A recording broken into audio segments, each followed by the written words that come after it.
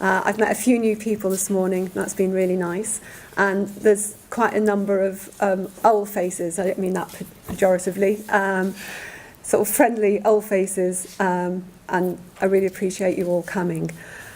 I'd also like, we've got a couple of guests who've actually come up all the way from London, which is, and I'm going to say, I've only met them yesterday, but it felt like meeting two old friends yesterday, and that was because, and I'm going to mention it at the beginning, I'll talk about it through the day, I met them through Twitter, and I met them through different routes through Twitter. Ali, I can't remember how our paths crossed, but they did quite recently, and she's kept me very amused on Twitter, and you know, real insights as well of you know, real gems of insight into your world and experience of the areas that you connect with. So that's been fabulous. And Simona, I think I've known you a little bit longer on Twitter, and I've just learnt so much from your tweets and the things that you post, and the videos have just lightened my life. You know, on many days. You'll often find someone who posts just 2-minute short videos of the work that she does with others at the Healthy Living Centre in Lambeth. And she'll tell you about that in a little while, after lunch actually. So I'll leave her to tell, and Simona and Alison to tell you their stories. But it was really special just meeting up with them off the train, never having met, but knowing them. And, you know, sort of instant recognition and feeling like old friends. So there's something special going on in the social media communities. I use Twitter, and I love it. And it has had a bit of a bad press recently, but the way we use it works. So I think it's how it's how it's used, and the responsibility of using a social media platform is quite high. But you meet wonderful people. So particularly in the Dementia Challengers group, I have to say. So I'm sure that will come up. And I'm mentioning that because the focus is on co-production. And surprisingly, I think Twitter's provided a real, and I can't yet tangibly say how it works and why it works, but it works. It works, I think, because it connects people, it brings together people with shared purpose, common interests. And it forms communities of interest, and it's a social connection somehow, and it's fascinating, and it's highly rewarding in terms of the knowledge that you gain, and you know, the experiences that are shared very openly. It's very open, it's very transparent.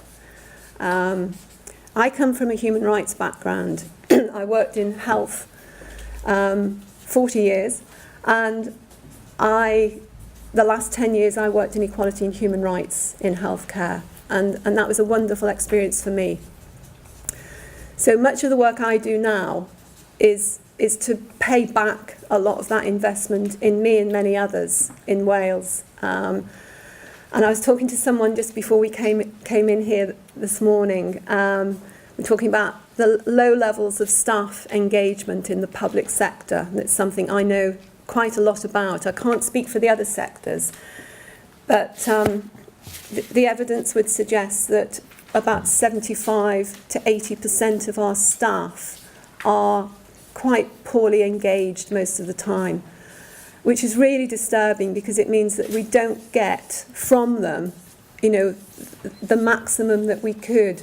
Fantastic people, and then we just don't kind of manage and utilize that resource and that asset to, you know, to the level that we should be. If we did, we'd be, you know, we would be Wales as a fantastic country succeeding. And I'm talking about Wales, and we've got guests from England, but we're in Wales today, and you know, that definition of Wales as a small country. And when I've been to summer schools and been involved with the Welsh Government, they talk about Wales as a small country and compare it to the Scandinavian nations and other small countries that are thriving. So there's that real passion. Looking at Alison, because Alison's from Scotland, and I'm sure she has similar rhetoric and dialogue going on up there also. It's kind of the Celtic nations. So, and there's a key there in terms of getting our workforce engaged. So this is this is, I suppose, a small contribution to that. I haven't got answers. I don't think anybody has. That's what I learned at all the summer schools. But there are lots of different opportunities for exploring what works, and different things work with different people, different groups. We have to recognise people's difference, and also recognise also that we can all come together and work together in a very inclusive way. But that's quite complex as well. But that's what our communities are, quite complex mixes. And you have to have quite a lot of, I was going to use the word courage, but, a bit of oomph to get out there. And most of you, that's what you do on a day-to-day basis. What we're going to talk about, I think, part of this day is some of the barriers. So what is it that's stopping? And I'm ex-public sector, so I feel I can talk with some, validity, and I'm not bound by the public body any longer.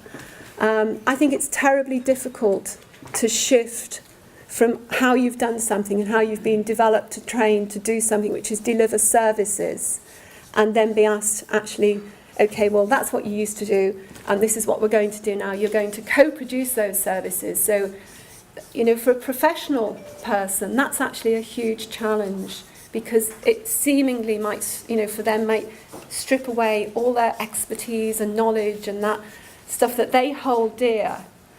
And there's a risk, there's quite a big risk, I suspect, for many people to actually start to think about how they are going to do that differently. And that's the challenge that's being asked of a wide range of professional staff, all highly competent. It's quite difficult then to move into an area where you're really not very competent or confident, maybe both or one or the other. And it's very easy then to retreat behind your boundaries because it's quite safe, and we just carry on doing it as we've always done. And I'm sure lots of you in this room are familiar with the carry on doing it as we've always done. The financial challenges alone at the moment in Wales, can't speak for England, are going to force us to think differently. But that challenge has been with us at least for 5 years. We've known that was coming. I was in meetings 5 years ago where we were talking about how we could deliver more with less in NHS and across the public sector. And that's beginning to come into the public domain now. Co-production is one answer. It's a big, significant part of the equation. But it's also, even if we didn't have that austerity, it's also, I think, the right thing to do. And our speakers today will give you examples of why it's the right thing to do. It's effective, it works. It works better than what we're doing at the moment. So there'll be a bit of the sort of, we've got lots of strategic people in the room, we've got lots of lived by experience people in the room. So we've got strategic to grassroots, whole spectrum. I'd like you to think for the future, for the conversations today, about who's got co-production either in your job description or as part of what you're passionate about on a day-to-day basis. Who does co-production? Who has to do it but perhaps isn't quite sure what it is or how to do it? And actually most of us fall into that. It's quite a new concept for most people.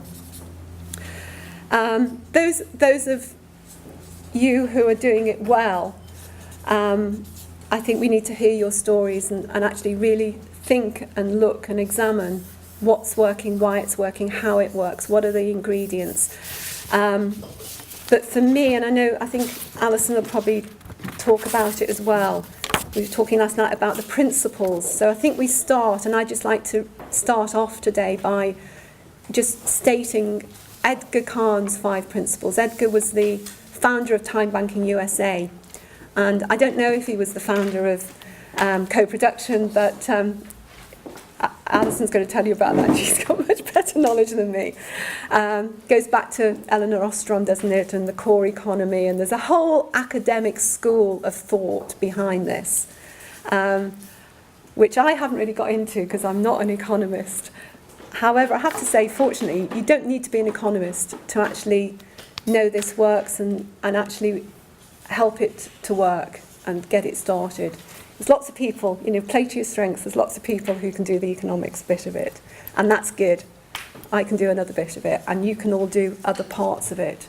So it's about coming together, recognising what each of us individually brings to this big picture and actually playing to our strengths and working together. And we'll do much better than any of us working in silos or working alone. And that includes everybody who's in receipt of services, recognising their assets, all the assets in our communities. So Edgar's first principle, I'd recommend that you read his book if you haven't, No More Throwaway People. And I know he's written other books. Ali was informing me yesterday about his before he wrote No More Throwaway People. But for me, that was how I discovered Edgar. And it's a very powerful book.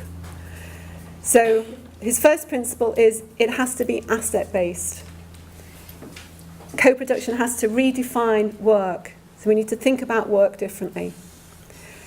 It is about reciprocity, and I thought long and hard about what reciprocity is, and I think that's another thing to think about today and start to explore what it means for you, each of us individually and collectively.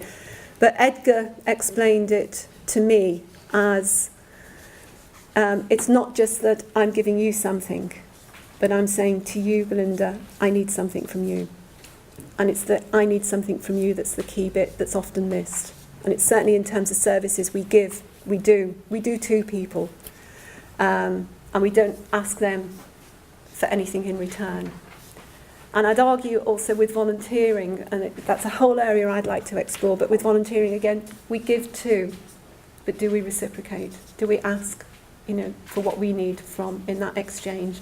And I think there is a silent exchange there, but we don't acknowledge it. So the person that you're, again, doing to sometimes isn't empowered.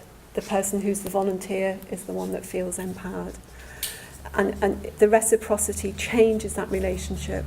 And for me, that's where co-production starts. It starts with a very different heart and mind approach. It's quite a humble approach. The fourth principle is building community. And the fifth principle is respect. And when I read the book and when I or heard Edgar talking at one of the summer schools, that was the privilege. This was 5 or 6 years ago now.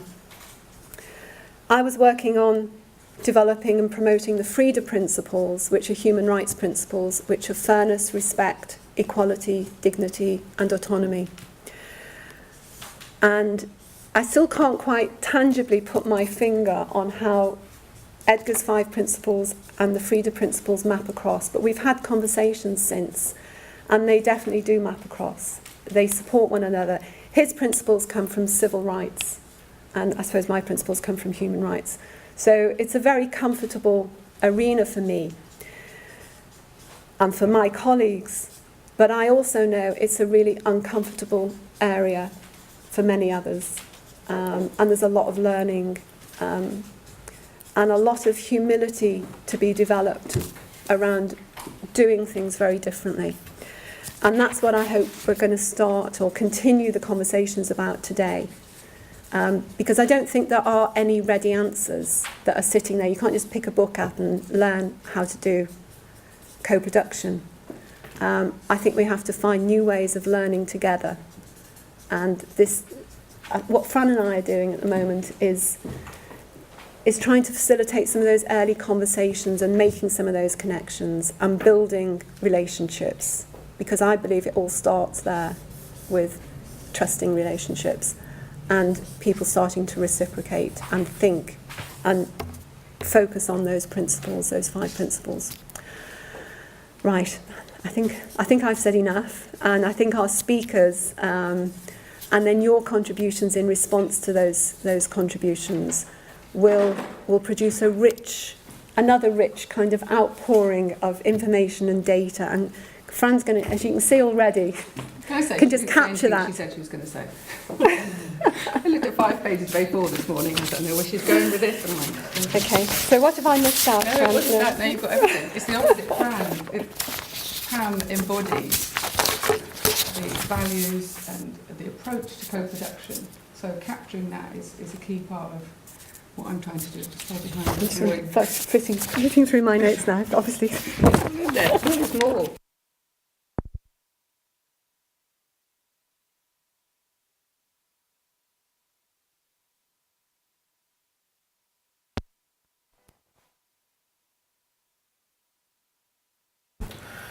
I've done a lot of work in the NHS around changing culture, and I've learned more than anybody else probably. You know, those trying to change cultures learn most.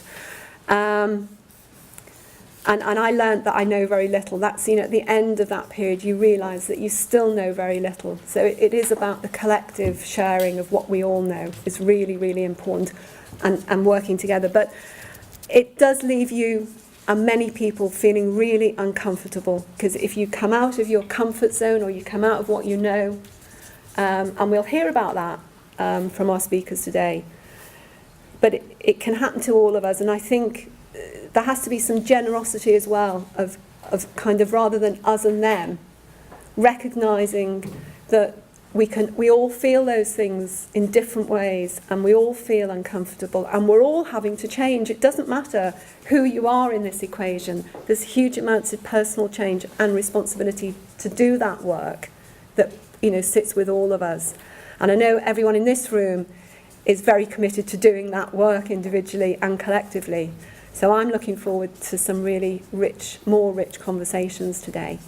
And then the reason Fran and I work together is, I'll talk forever, but Fran is my kind of, she keeps tapping on the shoulder saying, got to have some actions, you know, so I know that, but she prompts me. So Fran's much more action orientated than me, and she, you know, keeps me on toes. So we worked well together, and I think that's, you know, that's part of the mix. You've got to kind of move and work with people that you can work with, and just hold the space, work through the conflicts.